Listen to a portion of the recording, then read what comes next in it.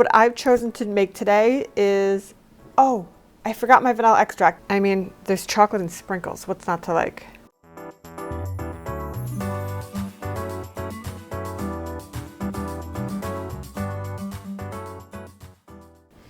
Just the natural sweetness of maple syrup. Love that. Let's get into it. Let's start making some donuts. These donuts are so great because they are packed with a lot of nutritious things. There's no refined sugar.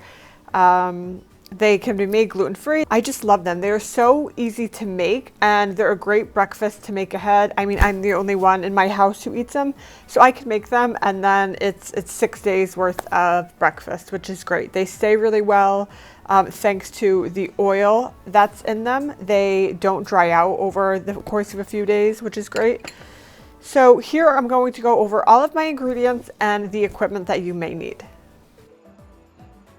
My first ingredient is almond flour. You can use blanched or whole almond flour. It's completely up to you. The taste and the appearance will be a little bit different. I like the whole ground because I think it has a little bit more fiber and the skins are nutritious. I have gluten-free flour, baking powder, salt, maple syrup, olive oil, eggs, and then the topping is completely optional. These donuts have so many different flavor combinations, but what I've chosen to make today is oh, I forgot my vanilla extract. Okay, one more ingredient, vanilla extract. Okay, I'm back with vanilla extract. Okay, I'm going to use vanilla extract in the donut batter. So, back to what I was saying. These I'm just going to make a vanilla plain almond flour donut, and I'm going to make a chocolate topping, chocolate chunks that will melt with about a tablespoon of coconut oil. And then here I have some different sprinkles, totally optional for decoration. You can do chocolate chips, you can do crushed nuts, coconut, whatever you want to do. There are endless combinations of toppings and flavors, which is just another reason to love these baked donuts. Now for special equipment. Here I have a Nordic ware donut pan that I love. It's non-stick and I've never had any issues with the donut sticking to the pan, which is great. I have a piping bag, which is completely optional. This I'm just going to put the batter in and pipe it into the donut pan. It just makes it a little bit easier, but it is by no means necessary. I have one mixing bowl. These all come together in one bowl. We are just racking up all of the reasons why these are so good and you're going to love them. One bowl and a whisk and a rubber spatula. So you honestly probably could mix this with just a rubber spatula. I like the whisk, and then I'm going to transfer everything with the rubber spatula. And that's it. Now I've preheated my oven to 350 degrees and let's get into it. Let's start making some donuts. For the time being, I've set the topping ingredients behind me, and I have all the ingredients that I need to make my donuts. I'm going to start by adding the almond flour to a bowl. Oh, and all of the exact measurements are listed in the caption below. The recipe as well as instructions are there, and there's a link to the recipe on my website as well. So, almond flour. Now gluten-free flour, you can use all-purpose or gluten-free flour. They both work the same. I've tried them both ways. Now I'm going to add some salt, baking powder, and just give this a stir to combine. Now I'm going to add in my wet ingredients. I mean, this really comes together in minutes. It's so easy to make. Starting with my olive oil. This is extra virgin olive oil. You could certainly use a canola oil or something like that, but it is highly processed, and olive oil has so many great benefits, and I love the flavor that it adds. So I would say to use olive oil, maybe an avocado oil, another oil, but I love olive oil. I love the taste of it, and it adds such a great moisture to the cake. Get every last drop of that precious olive oil. And now maple syrup. This is the only sweetener in the donut recipe. So this has no refined sugar, just the natural sweetness of maple syrup. Love that. Okay, a little bit of vanilla extract. And then 2 eggs.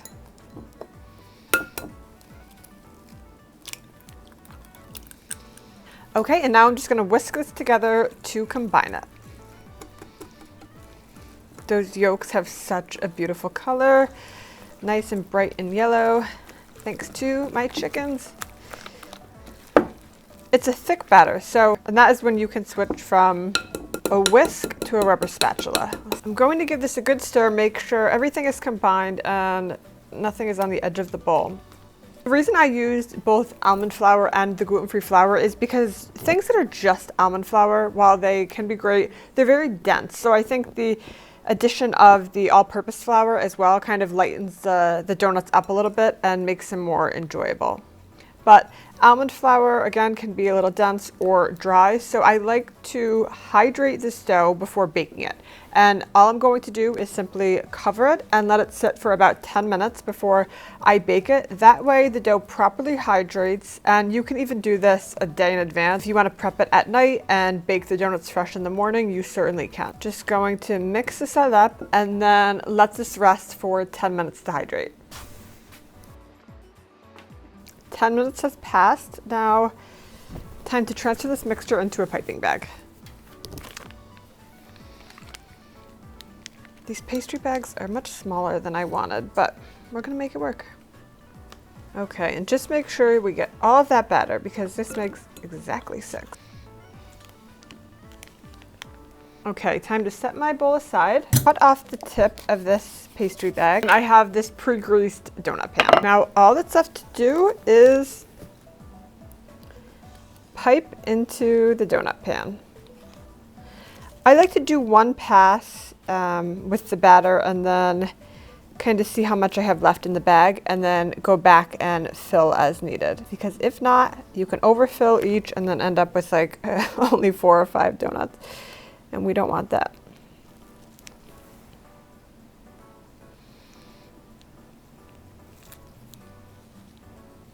What I like to do is just use the back of a spoon or something and just smooth these out a little bit. These are going to be inverted, so the bottom is going to be the top, which will be smooth, so it doesn't really have to be perfect. Now I'm going to pop these into my 350-degree oven for about 18 minutes. I'm going in.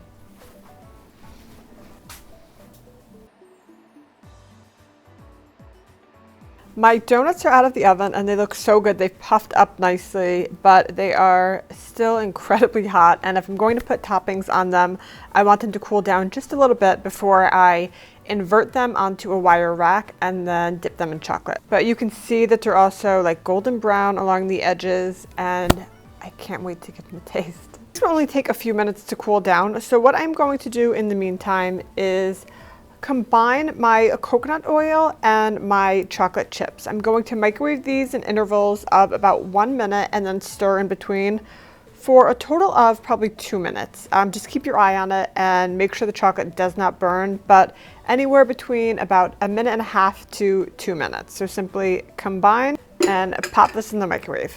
Now that these have cooled down a little bit, it's been about 5 minutes or so, I'm going to move them from the pan they baked in to a quarter baking sheet with a wire rack. This will help them cool down a little bit faster. The air circulates, but also it will make for an easy cleanup with the chocolate coating that we're going to put on top. So what I'm going to do is take it out and then invert it. So the bottom in the pan is the top.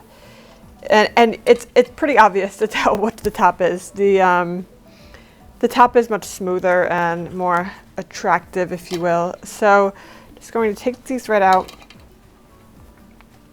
Okay, now the fun part, decoration. I'm going to get my melted chocolate and the coconut oil, and then I have some sprinkles. They are totally optional. Even the chocolate is completely optional. These would be just as delicious and certainly as nutritious without any toppings. So get creative, but this is a combination that I like, and it's like an easy way to get a little chocolate treat first thing in the morning.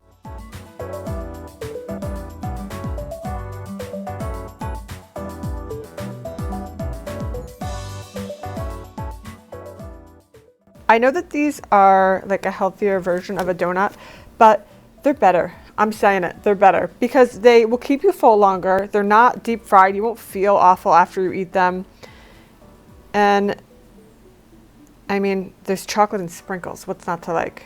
Really get in there, make sure it all gets coated in chocolate. To top a few with these chocolate sprinkles.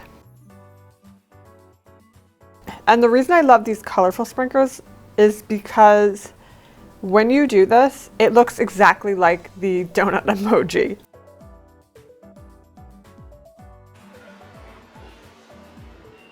That is it. I love them so much. Now, time to give them a taste. I cannot wait any longer. I have to give these a taste.